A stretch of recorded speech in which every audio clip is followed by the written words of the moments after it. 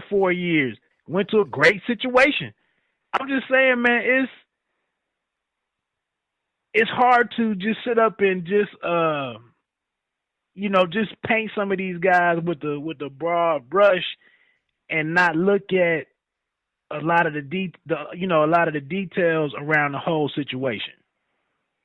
All the way. Now, as we broke down the greatest player I've seen, now this guy, the question is because he retired in his ninth season, did not make it to 10, has not won a playoff game, has played for an 0-16 team.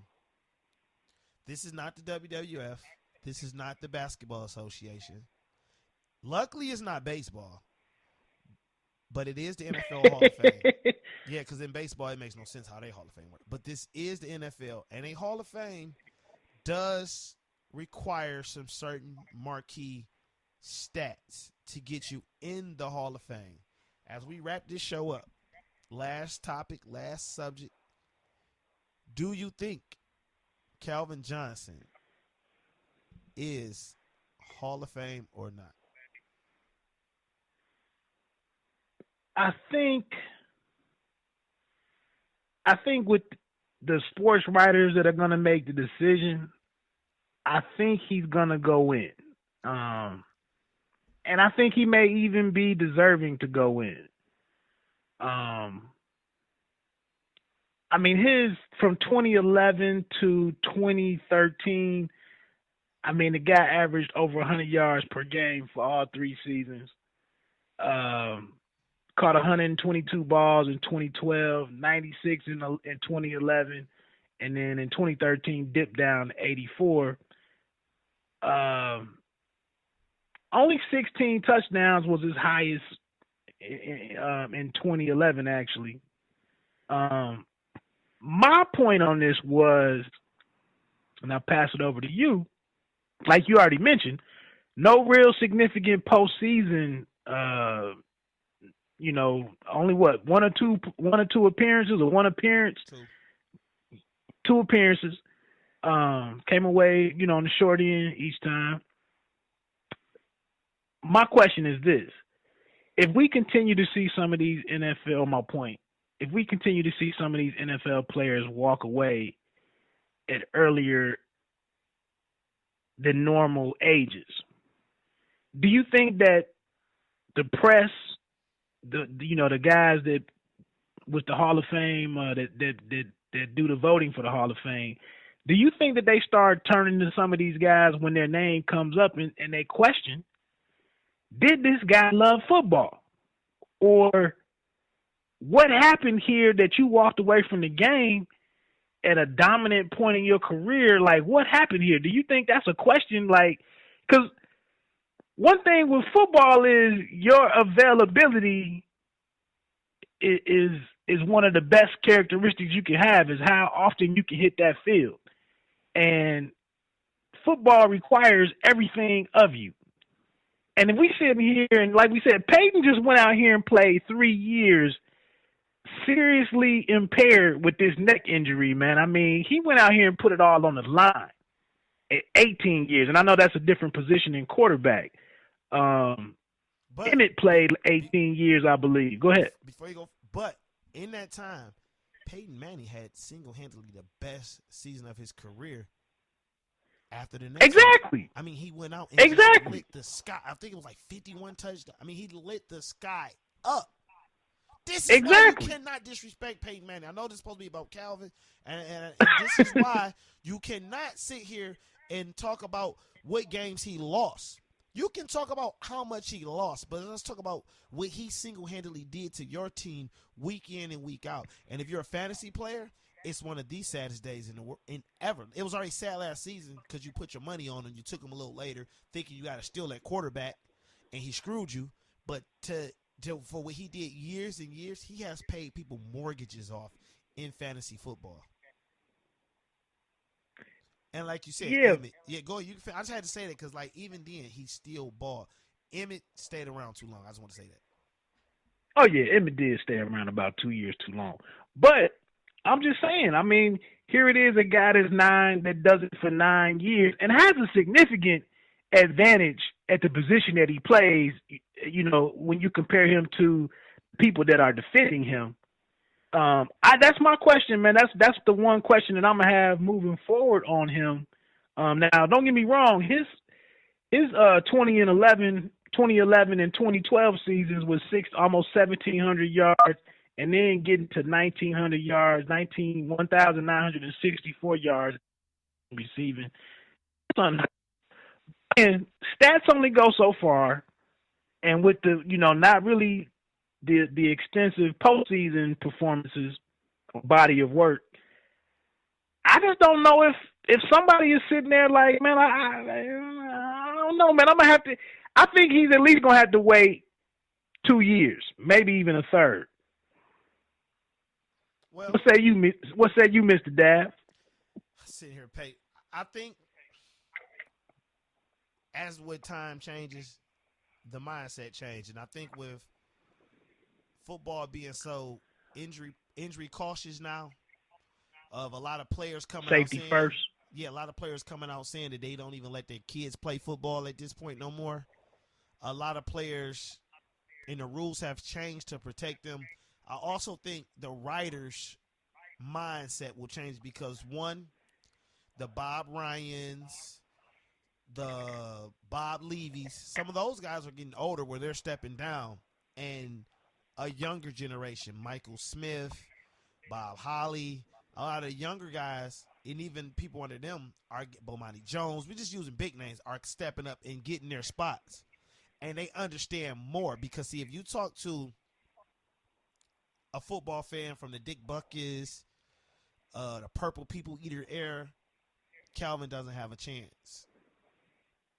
He doesn't have a chance because that's what I'm getting at. Because that's their mindset. You know what I'm saying? Like, their mindset is no such thing as concussion. We call it getting our bell rung, and they still. I mean, these guys. You go. I'll switch gears and go right back. You go to hockey. The season, I think it was 89 or it might have been 88 when they made it mandatory to wear helmets, which seems like the smartest thing ever. They fought not to wear helmets in hockey. I need a helmet, a face mask, and a throat guard.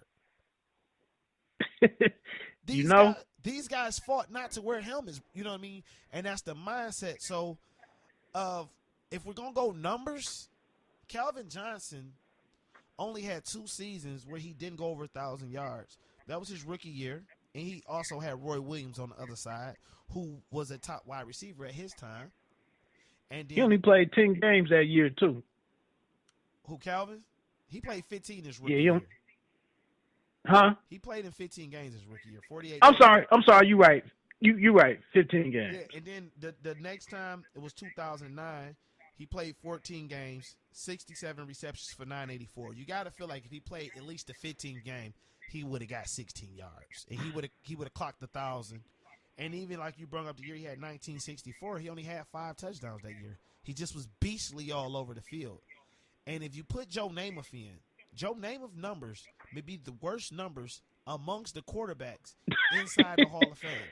Joe Namath went in for transcending his position at that time with the bet, I guess, or the guarantee, because his numbers are terrible.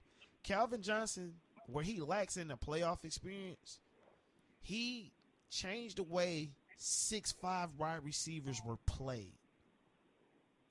He changed the way teams guarded big wide receivers because he was so much of a physical presence out there that numbers alone he should be in. You're talking a guy that played 9 seasons and that has 11,000 yards.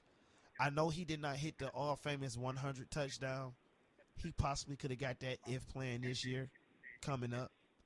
But Calvin is from that generation where we're going to continue to see these guys walk away earlier and earlier. And I also think Calvin is going to go in, and this is going to sound so racist. I didn't say this word earlier, but I'm going to say it now. Calvin plays a position that's dominated by the niggas. No mean to offend nobody, but you know exactly what I'm saying. And he came up in the era of nigga wide receivers. And when I say that, I mean straight from the hood, strip clubs, all the bad stigma that came with playing the wide receiver during Calvin Johnson era, he escaped all of that. He was never the diva wide receiver. He was never the hip hop wide receiver, because that's what they call us. Just like a white quarterback that can scramble is a mobile quarterback, and a black quarterback that can scramble is a scrambler. Calvin Johnson played the N-word position not like one. He never had all the extra dances. He just went out, dominated. He got pumped, but he never broke into that same genre of wide receiver, because remember, he came up right on the tail end of Chad Johnson, T.O., Joe Horn. He came up on the tail end of those, and then the new guys that followed them. But Calvin was the one that, like, even here in Michigan, you never seen him at clubs. You see him at the grocery store all the time. Man love to go buy groceries. He's caught him at the Tiger games all the time. Never caught him doing those things outside of football, the 7 baby mamas, the luxurious cars. I mean, the guy had an Audi deal. That's the only time you really seen him. The guy was always giving away his sneakers here in Michigan. You know what I'm saying? He did it as a model citizen, and I think that's going to be the one deciding factor for the last bit of old heads that's on the panel. They will let him in because of the numbers and because of the personality that he has. But going forward, to answer your question, I think you hit a great point, and I think the voting process will change because of people like him, Patrick Willis. Numerous of guys are going to start stepping down early. And I'm a proponent of that. I really feel like, I think you would be a fool not to go into the NFL with a plan. You know, if, like we just said, we just hit on it. If you go to a great situation, and this is why I think Patrick Willis was okay doing his thing, and maybe Gerard Mayo in New England. If I went to a situation and I had 7 to 10 years of being in contention, you know, playoff bound, had a shot to go to the bowl.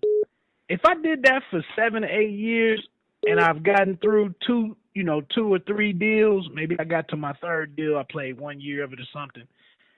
If I've been paid handsomely, and then I'm facing a situation where I could be cut and I got to go out here on the street and maybe go to a rebuilding situation or a situation that's more in flux than what I just came from, I think you'd be a fool not to go on and wrap it up and say, hey, the only thing though, and I'll get pass it back to you. The only thing though, these cushy media jobs and analysts and all that stuff, they're running out of desk space for these guys, and they're running out of shows for these guys. So you know, if you think you're just gonna hop out here and jump over to the studio game, that's not, you know what I'm saying? There's only so many places for these guys to go. Hey, you know what? Because we about to wrap it up. I mean, I'm glad you said, because like, you giving some of these guys don't deserve to be on TV. And by me and you, I call us the underground. Like how you say you don't support certain artists. Unfortunately, since I became a podcaster, ESPN doesn't get played. NFL Network gets played very little. I don't watch as much, only when I'm trying to brush up on my skills. I'll listen to the Rich Eisen show. I'll listen to Dan Patrick, stuff like that. But you're right, the desk jobs are running thin, and some of you guys don't have no business going to the desk. So please save your money. No offense, Tony Dungy, I love you. You and Rodney Harrison do not belong on TV. Bart Scott, they let go. First of all, you let go of Shannon and Dan Marino to bring Tony Gonzalez and Bart Scott. Bart Scott is only known for that playoff rant he went on. Him on TV also sucks. Emmitt Smith sucked on TV for years. Jerry Rice sucked on TV. I am so happy he's off TV. Some of these guys, please don't even try to go into the studio. Save your money. Dav, you know who need to be cut, man? Go for it. I hate to say it, man, because he's a good seems like a good dude, a legit brother. But man, LT gotta go, man. And LT, I never liked him as a player. LaDainian Thomas. I never liked LT as a player. because he always had a little crybaby side. He's another one. Like, he fumbles his lines a lot on NFL Network when you watch it, LT.